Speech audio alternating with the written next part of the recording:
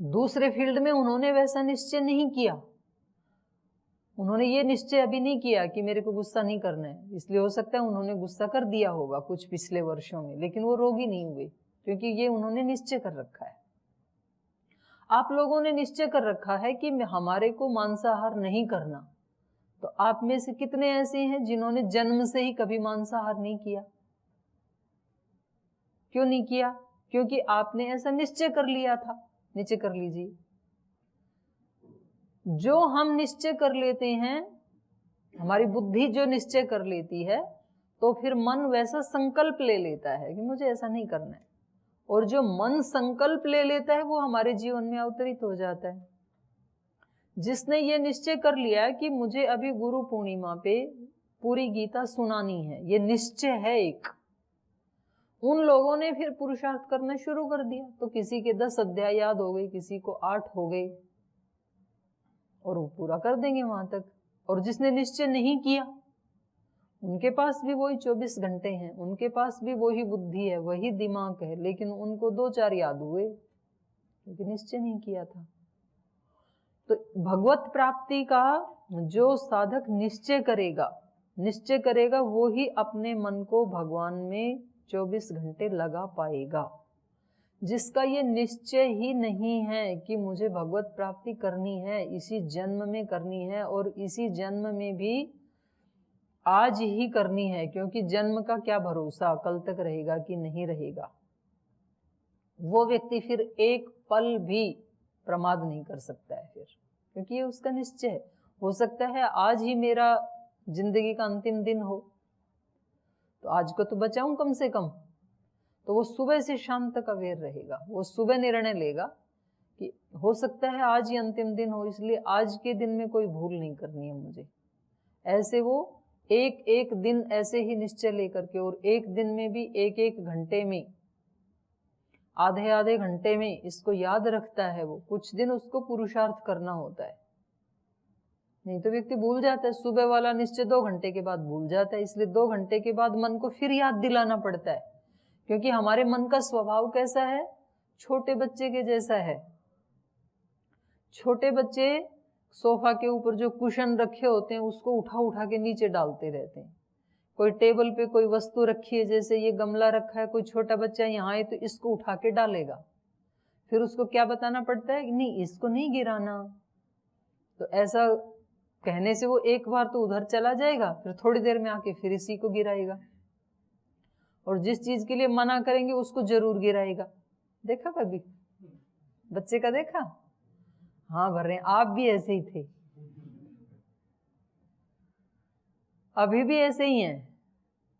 अब दूसरे खिलौने मिल गए, अब जिस काम के लिए मना किया जाता है उधर ध्यान जरूर जाता है। अपने घर से तो भाग के आए यहाँ पे, और यहाँ आकर के ये कह दिया अब छुट्टी नहीं जाना। हर 2-3 महीने में एक बार पूछ लेते हैं जी 2 दिन जाना है, तो वहां से तो भाग के आया था, क्योंकि मन को रोक दिया। तो जहां मन को रोका जाता है उसको जरूर करता है। तो बच्चा क्या करता है, उसको कितनी बार बताना पड़ता है, ये कुशन मत गिराओ, चीजों को मत तोड़ो, ये बच्चे को कितनी बार बताना पड़ता है? जितनी बार गिराता है उतनी ही बार बताना पड़ता है। ऐसा नहीं कि बच्चे को एक बार बता दिया और बस फिर अब वो नहीं गिराएगा, तब तो बच्चे पालना बहुत सरल काम हो गया। ऐसे नहीं पलते बच्चे। वो जितनी भी बार ऐसा करता है उतनी ही बार उसको समझाना पड़ता है। और कैसे समझाना पड़ता है? बहुत धीरज के साथ समझाना पड़ता है, क्योंकि बच्चों को डांटना पिटाई करना ये एक अपराध घोषित कर दिया। अभी पहले तो पीट देते थे बच्चों को, अभी नहीं पीट सकते, और कुछ देशों में तो इसको अपराध ही मान रखा है। जैसे ऑस्ट्रेलिया में ना, किसी बच्चे को प्रताड़ना नहीं दे सकते, माता पिता भी नहीं दे सकते। अगर आपकी आपके पड़ोसी के साथ नहीं बनती है और आपको अपने पड़ोसी को कुछ दंड दिलाना है, तो आप उसके एक शिकायत कर दो कि ये लोग अपने बच्चों को ना तंग करते हैं घर में, तुरंत पुलिस आ जाएगी पकड़ने माँ बाप को। बच्चे को आप सीट के ऊपर ऐसे गोद में लेके नहीं बैठ सकते हैं, उसके लिए अलग से वो बीच में एक झूला टाइप सीट है वो लगानी है, उसी में बैठे बच्चे को रखना है और उसकी भी बेल्ट लगा के रखनी है। पीछे भी जो भी लोग बैठेंगे उनको भी बेल्ट लगाना कंपलसरी है, क्योंकि वहां आबादी कम है। 3 करोड़ की सारी आबादी है और देश का क्षेत्रफल है भारत से 3 गुना बड़ा, इतना बड़ा देश है वो। कंगारू ज्यादा है वहां, मनुष्य कम है, इसलिए कंगारुओं का देश कहा जाता है। तो उन लोगों को अपना एक एक व्यक्ति बहुत कीमती लगता है, मरने नहीं देते हैं एक को भी।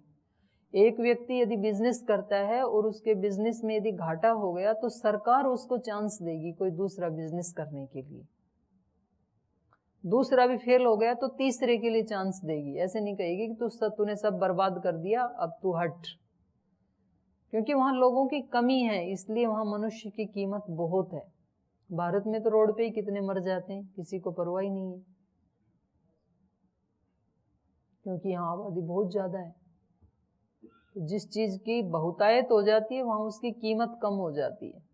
जहां उसकी बहुत कम मात्रा में उपलब्धि होती है उसकी कीमत बढ़ जाती है। सोना हीरा आदि क्यों कीमती हैं? क्योंकि उनकी मात्रा कम है, इसलिए कीमती हैं। आप लोगों को यहाँ उपदेश इतने दिए जाते हैं, इसलिए यहाँ उसकी वैल्यू ही कम हो जाती है। और बाहर जाकर के किसी गांव में हम ये सब सुनाएं, उनको लगेगा कि कुछ दिन तो यहीं रुक जाएं, क्योंकि उनके लिए बहुत वैल्यू है, उनको सुनने को मिला ही नहीं कभी ये ज्ञान। तो इसलिए मैं वहां की बात बता रही थी आपको कि बच्चे को इतना संभाल के रखना पड़ता है, धैर्य के साथ रखना पड़ता है, उसको समझाना पड़ता है। ऐसे ही हमारा मन भी छोटा बच्चा है, हमें अपने मन को भी बार बार समझाना पड़ता है।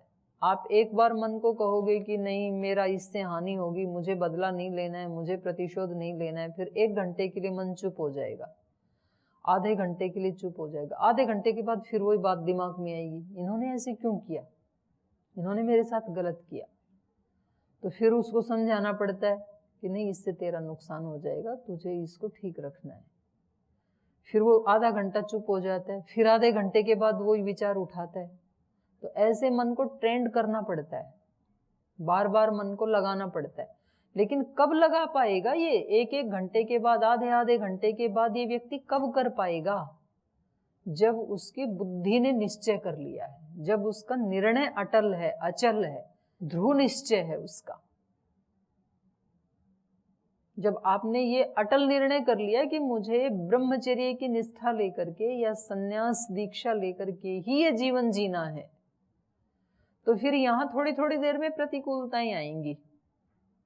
कभी आपको कोई 3:30 बजे जगाएगा, घर में जगते थे 7 बजे, तो फिर लगे छोड़ो इसको, मेरे बस का नहीं है रोजा। फिर मन को समझाना पड़ेगा नहीं तुझे इसको पार करना है, क्योंकि तुझे ब्रह्मचर्य पूर्वक जीना है। फिर कोई व्यक्ति आपको कहेगा नहीं आपको ये नहीं पढ़ना, ये पढ़ना है, ये पढ़ना है, इसको इतना याद करना है, नहीं तो आप यहाँ नहीं रह सकते हैं। फिर याद करते हैं, याद होता नहीं है, फिर लगता है कि चला जाऊं क्या, वहीं ठीक था। फिर मन को समझाना पड़ता है नहीं तुझे तो ब्रह्मचर्य पूर्वक ही जीना है, इसलिए इसको पार करना पड़ेगा, इस बाधा को। ऐसे हर जगह व्यक्ति के मन में प्रतिकूलता आती ही है। कोई सेवा करता है, दूसरे लोग अपमान करते हैं, आरोप लगाते हैं, सम्मान नहीं करते हैं, मूल्यांकन ठीक नहीं कर पाते हैं, हमारी तपस्या को समझ नहीं पाते हैं। फिर मन करता है छोड़ो, कुछ मिल थोड़े ही रहा है। फिर समझाना पड़ता है नहीं तूने सेवा का मार्ग अपनाया था, इसी में तेरा कल्याण है। महाराज जी ने उस दिन बहुत अच्छी बात कही ना, याद है आपको? स्वामी प्रेम विवेकानंद जी महाराज जी ने, उन्होंने बताया कि हमें ऐसा सोचना ही नहीं चाहिए कि मेरे जीवन में कुछ भी प्रतिकूल ना हो। क्यों ना हो मेरे जीवन में प्रतिकूल? जब महापुरुषों का जीवन पढ़ते हैं और उसको इतनी आसानी से स्वीकार कर लेते हैं, उनके जीवन में ऐसी ऐसी प्रतिकूलताएं आई, ऐसे ऐसे संघर्ष आए, तो मेरे जीवन में संघर्ष क्यों ना हो रहे हैं तो होने दो। उसको स्वीकार करना बहुत बड़ी बात है। ये मेरे जीवन में प्रतिकूलता क्यों ना हो, मेरे जीवन में सब कुछ अनुकूल ही अनुकूल क्यों हो? जब सबके साथ होता है तो मेरे साथ क्यों ना हो? जब संसार में दूसरों का अपमान हो सकता है तो मेरा क्यों ना हो? ऐसा आग्रह मैं कैसे रख सकता हूं, क्यों रख सकता हूं? तो ऐसा जब साधक सोचता है, उसका निश्चय जब दृढ़ होता है, अचल होता है, अटल होता है, तो फिर कोई भी वस्तु के लिए वो उसको हटाना नहीं चाहता है, उसको स्वीकार करता है। और उसको स्वीकार करना यही भगवत शरणागति है। बुखार होते ही और तुरंत हम रिएक्ट करते हैं कि तुरंत उतरना चाहिए, तो कोई तो ऐसी गोली लेके आए जो आधे ही घंटे में बुखार उतर जाए। बुखार आया है, इसका मतलब अंदर कोई ना कोई सिस्टम में खराबी है। तो बुखार को स्वीकार क्यों ना करें, स्वीकार करें, धैर्य रखें। फिर गर्म पानी पीते रहो, खाना छोड़ो, 1 दिन में 2 दिन में जैसे अंदर का विष निकल जाएगा, बुखार भी ठीक हो जाएगा। आया है तो जाएगा भी जरूर, जो जो उत्पन्न हुआ है वो नाश को भी प्राप्त होगा, तो स्थायी तो है नहीं। प्रतिकूलता आई है तो जाएगी भी जरूर, तो इसमें मैं अपना धैर्य क्यों छोड़ूं, धैर्य क्यों ना बनाए रखूं? पर ये वही व्यक्ति अपने आप को ऑटो सजेशन दे पाएगा जिस व्यक्ति का निश्चय दृढ़ है, जिसकी बुद्धि ध्रुव है, जिसका निश्चय ही नहीं है कि जाना कहाँ है। आपका निश्चय है कि आपको यहां से दिल्ली जाना है, तो दिल्ली जाते समय कितने भी स्पीड ब्रेकर आए, कितने भी खड्डे आए, क्या आप बस से नीचे उतर जाएंगे? कितने भी आए, जाना है तो जाना है, मुझे बीच में नहीं उतरना है, नहीं उतर, क्योंकि मेरा निश्चय दृढ़ है कि मुझे दिल्ली ही जाके उतरना है। तो जब निश्चय ये हो जाता है कि जीवन का लक्ष्य क्या है, भगवत प्राप्ति है, इसलिए इस मार्ग पे चलते हुए जो कुछ भी जीवन में आए सबका स्वागत है। लेकिन वहां अटक नहीं जाना है, बढ़ते जाना है। बहुत अच्छे आकर्षण भी आएंगे जीवन में, वहां भी नहीं रुकना है, क्योंकि मेरा निश्चय दृढ़ है। बहुत प्रतिकूलताएं भी आएंगी, तब भी नहीं रुक जाना है, क्योंकि मेरा निश्चय अटल है, दृढ़ है। तो ये तभी हो सकता है जब मयि बुद्धिम निवेशय, बहुत बड़ी एक साइंस, एक विज्ञान यहाँ पर गीताकार ने उद्धृत कर दिया है। मयि एव मन आधत्स्व मयि बुद्धिम निवेशय निवशिष्यसि मयि एव। और ये ट्रिक यदि आपने सीख लिया, ये स्किल यदि हमारे अंदर आ गई कि निरंतर मेरा निश्चय एक ही क्या बना रहे कि मेरे जीवन का लक्ष्य क्या है इस धरती पर, भगवत प्राप्ति, ईश्वर प्राप्ति, ये मेरा निश्चय है। ऐसा यदि मैंने मान लिया तो मेरा मन हमेशा कहाँ लगा रहेगा, ईश्वर में लगा रहेगा। सब काम करते हुए, कण कण में, पल पल में वही तो है, तो सब जगह उसको देखते हुए मेरा मन हमेशा कहाँ रहेगा, ईश्वर में रहेगा। अभ्यास करेगा ऐसा साधक, और निश्चय होने के बाद तो अभ्यास में बहुत सरलता आ जाती है, आसानी से होता है। जिस व्यक्ति ने यह निश्चय किया कि साइकिल सीखनी है, तो उसको अभ्यास करने में कोई थकान नहीं होती, अच्छा ही लगता है। बल्कि घर वाले अभ्यास करने नहीं देते हैं उसको, कहते हैं कहीं तोड़ दोगे साइकिल को, अपना हाथ पैर तोड़वा लोगे, तो भी चुरा चुरा के ले जाते हैं साइकिल को। और उसके पास यदि 15 मिनट है तो 20 मिनट तक सीख के आता है कि अगला काम मैं फास्ट कर लूंगा, लेकिन मुझे 20 मिनट अभ्यास करना है। किया आपने ऐसे? क्यों किया? क्योंकि निश्चय दृढ़ था कि मुझे साइकिल चलाना सीखना है। जिसका निश्चय ध्रुव है कि मेरा जीवन का लक्ष्य है भगवत प्राप्ति, तो वो दिन में 50 बार अभ्यास करेगा भगवान में ध्यान लगाने का, 1-1 मिनट के लिए, 2 मिनट के लिए। जब भी वो खाली होगा, वो किसी को पता भी नहीं लगने देगा। बस स्टैंड पे खड़ा है, बस आई नहीं, वो 2 घंटे सब चीजों से अलग हो जाएगा 2 मिनट के लिए, जब तक बस नहीं आएगी। वो कहीं डॉक्टर के पास गया, वहां इतनी भीड़ है, नंबर आ नहीं पा रहा है डॉक्टर के पास, तो वो आराम से वहां भीड़ में बैठ करके अपने मन मन में जाप करता रहेगा, क्योंकि उसका लक्ष्य ही उसने बना रखा है, मेरा काम है भगवत प्राप्ति। इसलिए वो कहीं भी इरिटेट नहीं होगा।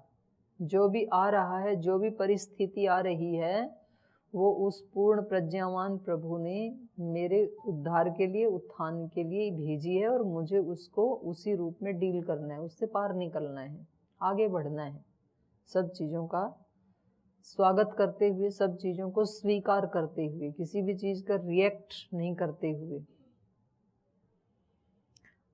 मयि एव मन आधत्स्व मयि बुद्धिम निवेशय निवसिष्यसि मयि एव, तो निश्चित रूप से वो मुझ में ही बसता है।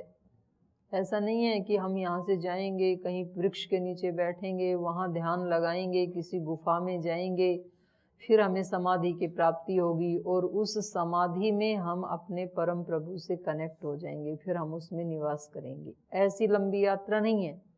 आप जहाँ कहीं भी बैठे हैं, जिस परिस्थिति में भी बैठे हैं, आप मुझ में ही हैं, क्योंकि मेरे से अतिरिक्त तो कुछ भी है ही नहीं संसार में।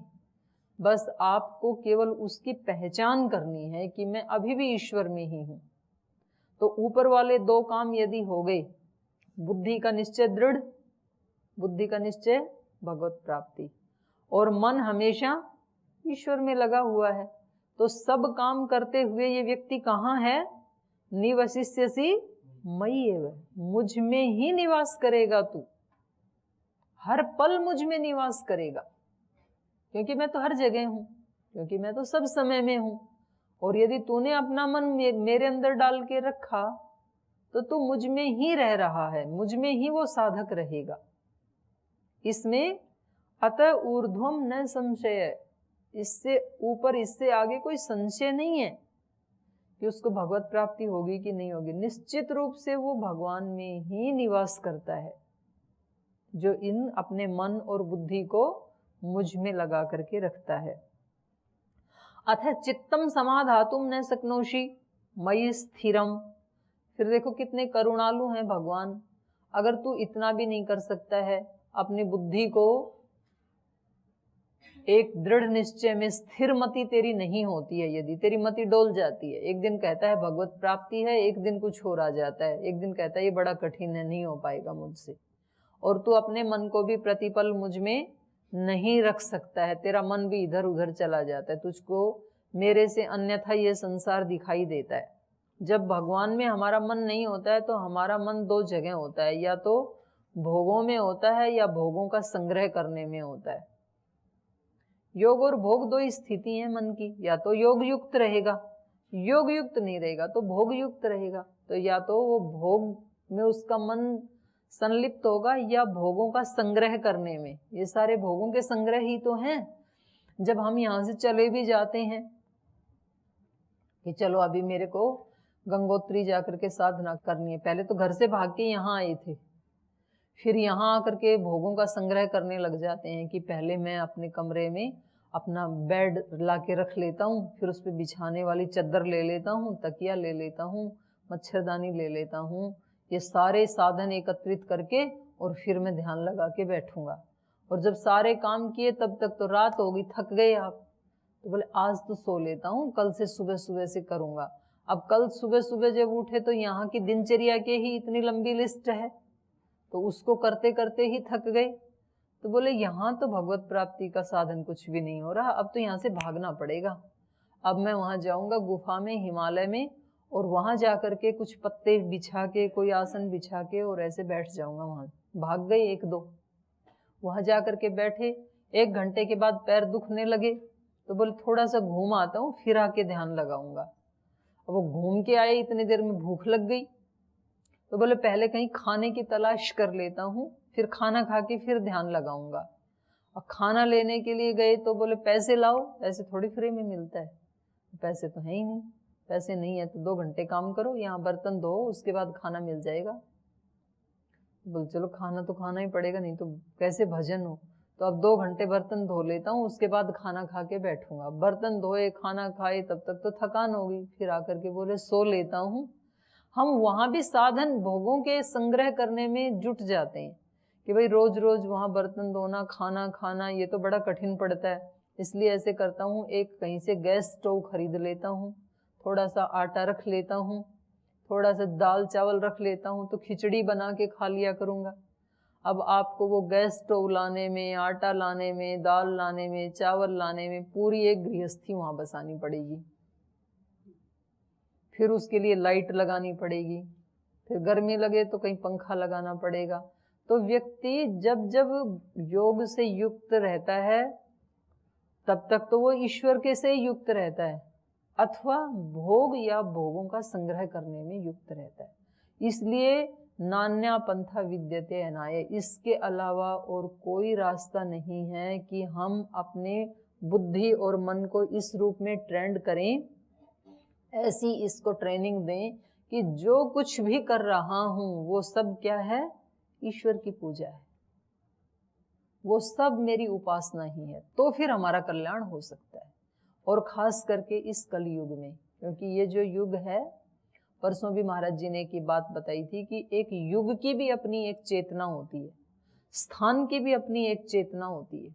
जैसे मंदिर जैसा स्थान है, वहां की चेतना कैसी होती है, पॉजिटिव चेतना होती है, एनर्जेटिक चेतना होती है, पवित्र चेतना होती है, और उस चेतना का प्रभाव उस व्यक्ति पे पड़ता है जो उसके अंदर आता है। इसलिए मंदिर के अंदर जाते ही व्यक्ति को शांति महसूस होती है, क्योंकि वहां की एक चेतना है, आश्रम की एक चेतना है, गुरुकुल की एक चेतना है, रेलवे स्टेशन की एक अलग चेतना है।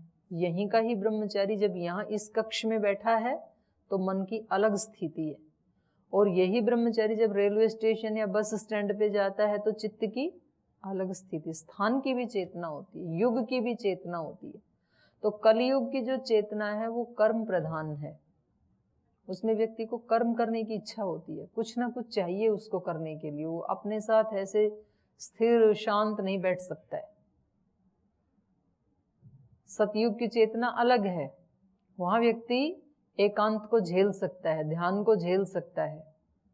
कलयुग में व्यक्ति को कर्म करने की इच्छा होती है, तो फिर वो कर्म को ही हम कैसा बनाएं, कर्म को ही दिव्य कर्म बनाएं, उसी को पूजा बनाएं, उसी को ध्यान योग बनाएं, उसी को भक्ति योग, उसी को कर्म योग, उसी को ज्ञान योग, तो फिर हमारा उद्धार हो सकता है। तो इसलिए इन्होंने दो शब्द कहे कि बुद्धि और मन, इन दोनों को मुझ में लगा लो। पर यह कहता है कि लगा तो लूं लेकिन लगता तो नहीं है। जानते तो हैं कि बुद्धि से एक ही निश्चय हम कर लें कि हमारा ये जन्म भगवत प्राप्ति के लिए, ये जन्म गुरु की सेवा के लिए, ये जन्म गुरु की आज्ञा पालन करने के लिए, ऐसा चाहते तो हैं, सोचना सोचते भी हैं, लेकिन ऐसा स्थिर तो नहीं रहता है। ये मति स्थिर नहीं रहती है, ये मति तो टूट जाती है, अस्थिर हो जाती है। तो क्या करें? तो फिर अगला उपाय बता रहे हैं। भगवान बहुत करुणा करते हैं हर प्राणी के ऊपर। तो ये कह रहे हैं, अथ चित्तम समाधातुम न शक्नोषि, यदि तुम अपने चित्त का समाधान नहीं कर सकते हैं, नहीं कर सकते हो, यदि तुम्हारी मति स्थिर नहीं रहती है, अथ चित्तम समाधातुम न शक्नोषि मयि स्थिरम, स्थिर रूप से मुझ में अपने चित्त को नहीं टिका सकते हैं, तो फिर क्या करो? अभ्यास योगेन तथा माम इच्छा तुम धनंजय, तो फिर माम इच्छा तुम, मुझको प्राप्त करने के लिए, माम इच्छ आप तुम, मुझको प्राप्त करने की जो तेरी चाह है, इच्छा है, इच्छ आप तुम, मुझे प्राप्त करने की तेरी इच्छा, तेरी कामना है, उसको अभ्यास योगेन, अभ्यास योग के द्वारा, मयि स्थिरम अभ्यास योगेन, अभ्यास नहीं है तो भाई तेरा ये मति स्थिर नहीं है, तो उसके लिए तुझे अभ्यास योग की साधना करनी पड़ेगी। किसी व्यक्ति को कैंसर हो गया और उसको कहते हैं कि आप कपालभाति करो 1-1 घंटा, बुझो तो मेरा अभ्यास ही नहीं। अभ्यास नहीं है तो अभ्यास आज से शुरू करो। आज 5 मिनट करेंगे, कल से 7 मिनट होगा, परसों इससे 10 मिनट होगा, उसके अगले दिन 15 मिनट होगा। करते ही रहोगे दोनों तीनों टाइम, एक साथ नहीं होता है तो दिन में 4-5 बार अलग अलग टाइम में करो, 5-5 बार 5-5 मिनट। तो 5 बार 5-5 मिनट करेंगे तो एक दिन में 25 मिनट हो जाएगा। या तो लगातार ज्यादा करो। तो जो ऐसा करते हैं वो फिर अपने रोग को जीत लेते हैं, थोड़े दिन में वो स्वस्थ हो जाते हैं। नहीं करें तो कोई चारा नहीं है, फिर तो जीवन से ही हाथ धोना पड़ेगा। तो ऐसे ही यदि हम कहें कि हमारी तो मति स्थिर नहीं रहती है, हमारा तो विचार, हमारा निश्चय बदल जाता है, हमारा तो मन भी बदल जाता है, तो फिर उसके लिए क्या करें? बार बार अभ्यास करें। क्योंकि मुझे यदि चाह रहे हो, एक और बात कही थी, बहुत ही सुंदर उपदेश था उस दिन स्वामी जी महाराज का, पता नहीं आप कितने जागरूक थे। उन्होंने कहा कि हमारे जीवन में यदि ईश्वर का प्रभाव दिखाई नहीं देता है तो कम से कम अभाव तो दिखाई देना चाहिए। समझ में आई बात? या तो जीवन में ईश्वर का प्रभाव दिखाई देना चाहिए कि हम हमेशा ईश्वर से युक्त रहते हैं, ये दिखाई देना चाहिए जीवन में। और यदि प्रभाव दिखाई नहीं देता है तो साधक को कम से कम अभाव तो दिखाई देना चाहिए कि मेरे जीवन में तो अभी भगवान के साथ तादात्म्य का अभाव है, वो मुझे प्राप्त करना है। कम से कम व्यक्ति को ये तो दिखना चाहिए कि मेरे जीवन में योग प्राणायाम का, आरोग्य का अभाव है। अभाव दिखेगा तब तो वो उसको अपनाएगा। यदि अभाव भी नहीं दिख रहा है तो फिर मृत्यु निश्चित है। तो या तो प्रभाव होना चाहिए, प्रभाव नहीं तो कम से कम अभाव तो दिखे, इतना तो चेतना को विकसित करना है। नहीं तो फिर प्रमादी जीवन है। यदि अभाव भी नहीं दिख रहा है तो इस व्यक्ति का जीवन निश्चित रूप से प्रमाद युक्त है, निश्चित रूप से अहंकार युक्त है। जो अपने आप को ओके ऑल राइट मानता है ना कि मैं तो बिल्कुल ठीक हूं, और कभी तो दूसरे को बोल भी देते हैं हम, हमें लगता है कि उनको कोई भी उनका कोई त्रुटि बताए, दोष बताए, फटाफट वो उत्तर दे देते हैं। तो इसका मतलब अपने अंदर पूरी सेटिंग कर रखी है कि मैं बिल्कुल ठीक हूं, मेरे अंदर कोई दोष नहीं है, मेरे अंदर कोई त्रुटि नहीं है। तो ये जो स्थिति है ये बहुत डेंजरस है। कम से कम दोष दिखें तो सही। अच्छी तो है कि दोष हटेंगे तो तब दिखेंगे। जब दिखते ही नहीं है, लगता ये है कि मैं तो बिल्कुल ठीक हूं, तो ये फिर इस मनुष्य के लिए बहुत खतरनाक स्थिति है। क्योंकि फिर उसका उद्धार हो ही नहीं पाएगा, उसने तो दरवाजे ही बंद कर दिए हैं। तो या तो हमें प्रभाव दिखे या तो अभाव दिखे। तो इसलिए कहा माम इच्छ आप तुम धनंजय, हे धनंजय, हे अर्जुन, यदि तू मुझे प्राप्त करने की इच्छा रख रहा है तो स्थिरम अभ्यास योगेन, स्थिर अभ्यास योग के द्वारा ही तू मुझे पाने की इच्छा कर। क्योंकि जब तक तेरा अभ्यास स्थिर नहीं होगा, जब तक तेरा निश्चय स्थिर नहीं होगा, तब तक तू मुझे नहीं पा सकेगा। अब व्यक्ति की इच्छा तो है कि मैं धनवान बनूं, पुरुषार्थ करता नहीं है, काम पे जाता नहीं है, नौकरी करता नहीं है, धनवान कैसे बनेगा? उसका अभ्यास तो करना पड़ेगा। इच्छा तो है मैं बलशाली बनूं, व्यायाम प्राणायाम करता नहीं है, आहार के ऊपर संयम है नहीं, तो फिर कैसे बनेगा? तो वो तो करना पड़ेगा। अभ्यासे अपि असमर्थो असि मत कर्म परमो भव।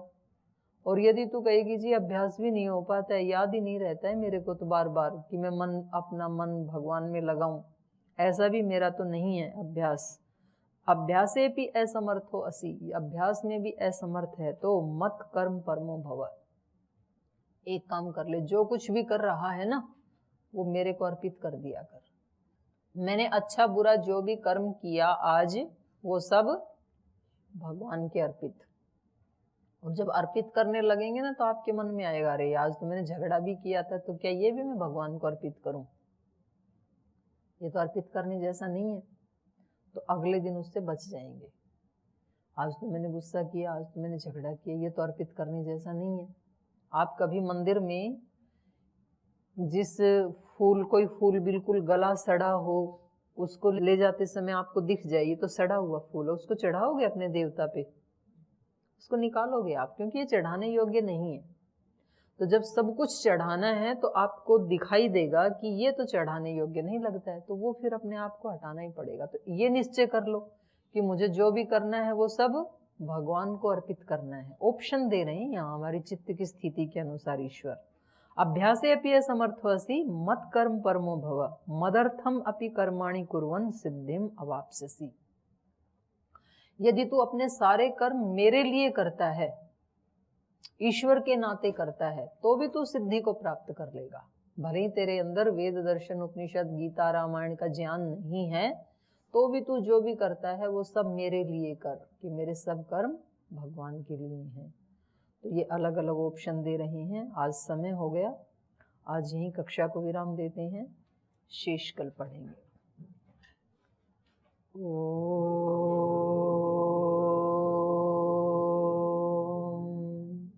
शांति शांति शांति ही। श्री गुरुभ्यो नमः।